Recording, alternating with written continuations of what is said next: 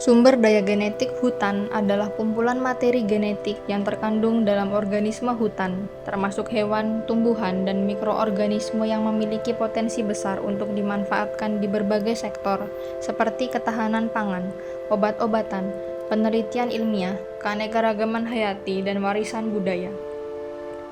Hutan merupakan satu-satunya tempat penyimpanan keanekaragaman hayati terestrial yang paling penting menghadapi berbagai ancaman. Di antaranya adalah perubahan iklim global, deforestasi, dan eksploitasi hutan. Perubahan iklim global merupakan dampak dari efek rumah kaca. Efek rumah kaca adalah keadaan di mana gas-gas seperti metana, karbon dioksida, dan nitrogen oksida memerangkap panas matahari yang masuk ke atmosfer bumi dan membuatnya tidak bisa keluar lagi. Aktivitas manusia yang menyebabkan efek rumah kaca adalah pembakaran batu bara, limbah industri, hingga asap kendaraan bermotor. Perubahan iklim dapat meningkatkan suhu rata-rata bumi sebesar 2 hingga 4 derajat Celcius selama 50 tahun ke depan dan menyebabkan perubahan besar pada pola curah hujan regional dan musiman. Hal ini akan mengubah kondisi lingkungan di mana pohon-pohon di hutan akan sulit beradaptasi dan membuat pohon-pohon itu terkena hama dan penyakit baru. Hal tersebut dapat mengakibatkan berkurangnya populasi dan keragaman spesies, spesies endemik terancam punah, dan juga hilangnya habitat satwa dan tumbuhan liar. Apabila terjadi kerusakan habitat, maka akan membutuhkan waktu yang sangat lama untuk dapat memulihkan kembali atau terjadi suksesi secara alami.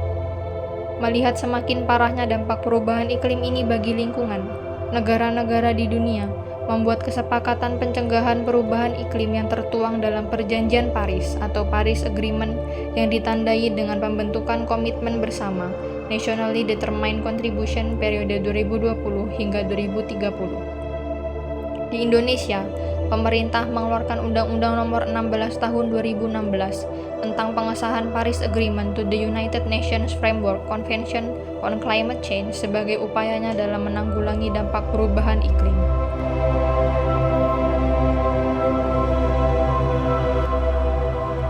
Deforestasi hutan, menurut KBBI, adalah penebangan kayu komersial dalam skala besar.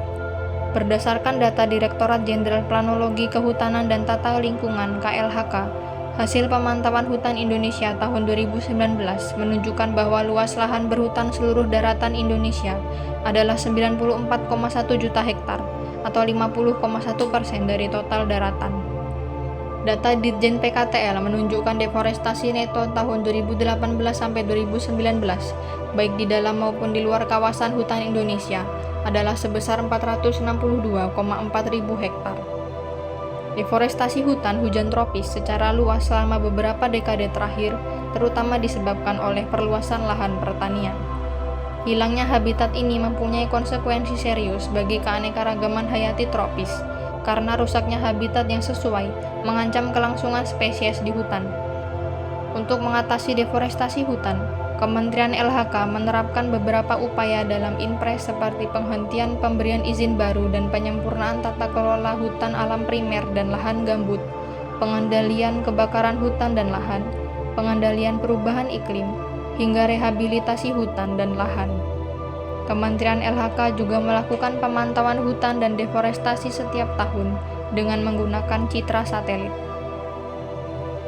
Eksploitasi hutan adalah praktik pengambilan sumber daya hutan secara berlebihan atau tidak berkelanjutan yang dapat menyebabkan kerusakan lingkungan serta berdampak negatif pada kehidupan organisme yang bergantung pada hutan. Salah satu bentuk eksploitasi hutan adalah perburuan satwa liar.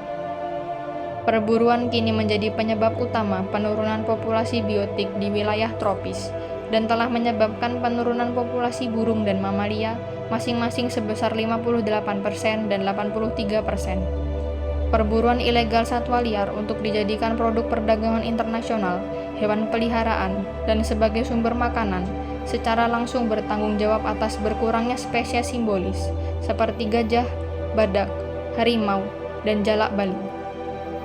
Dalam kondisi yang paling ekstrim, perburuan yang berlebihan dapat mengakibatkan kepunahan hewan berbadan besar di habitatnya, sehingga mendorong perubahan komposisi hutan. Upaya konservasi satwa dan tumbuhan langka di Indonesia masih terus diterapkan untuk menangani dampak eksploitasi hutan. Selain itu, penerapan Undang-Undang Republik Indonesia Nomor 5 Tahun 1990 tentang konservasi sumber daya alam hayati dan ekosistemnya juga menjadi sarana pemerintah untuk memutus rantai perburuan dan perdagangan satwa liar di Indonesia.